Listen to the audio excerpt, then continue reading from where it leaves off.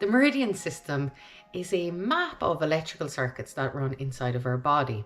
So we have two major reservoirs. The central vessel runs from the perineum, which is right between the anus and the genital organs. It comes up the front of the body to the top lip.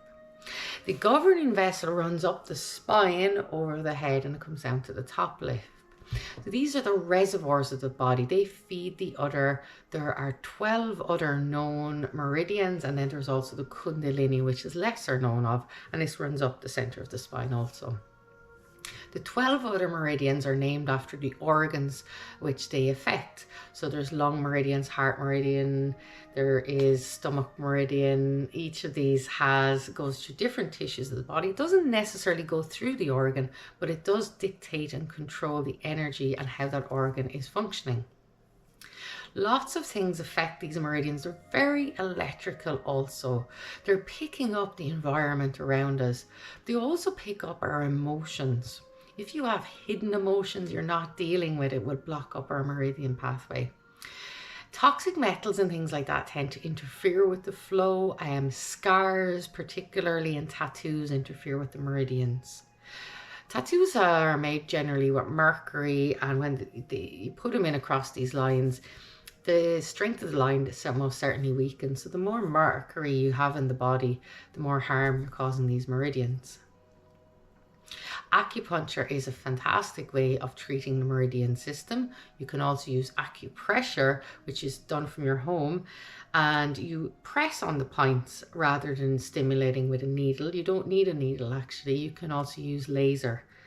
But tapping on these points works just fine. Because they're so electrical, you can use magnets, and you can even tap them from up to 6 inches away. That is how much they respond. Okay. So each of the fingers, there is meridians running through the fingers. There's a lot coming up through the face, down to the body and down to the toes. The stomach and the bladder meridian run the length of the body, and that could be even considered like an earthing rod. So it's taking the energy and dissolving it down through our body into the ground. This is very important when we're dealing with EMF, because these are electromagnetic frequencies that interfere with our energy circuits, and these must be brought down through those meridians. Particularly the stomach meridian grounds it downwards. Now the stomach meridian is a meridian that's often out of balance with someone with chronic fatigue because they're having stomach issues due to inflammation, and therefore it may not always be functioning the best. And that's why you get more EMF sensitive. Definitely have more sensitivity to all these electronic devices. Our meridian system is also intrinsically linked with our neurotransmitters. The meridians receive information from our neurotransmitters, which also helps this movement of energy, although it is its own energy system in its own right. All the tissues of the body depend on the meridians. And on each of these meridians are individual acupuncture points, they're known as. And every one of these points has its own personality and its own quirk.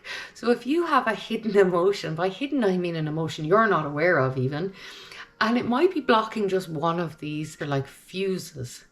And if an emotion gets too high, some of the fuses can blow out. Now, very simply by running that meridian, tapping the beginning and end points, or using acupuncture, we can get that back working very quickly. However, if you don't do that, it just remains out of balance. So our meridian system is super important. I appreciate acupuncture isn't for everyone. However, if you're looking on this particular energy system and you want to correct it, finding a good acupuncturist and having a few sessions with them, you'll find brings a lot of energy back into the system again and opens up these little channels that help us to feel good.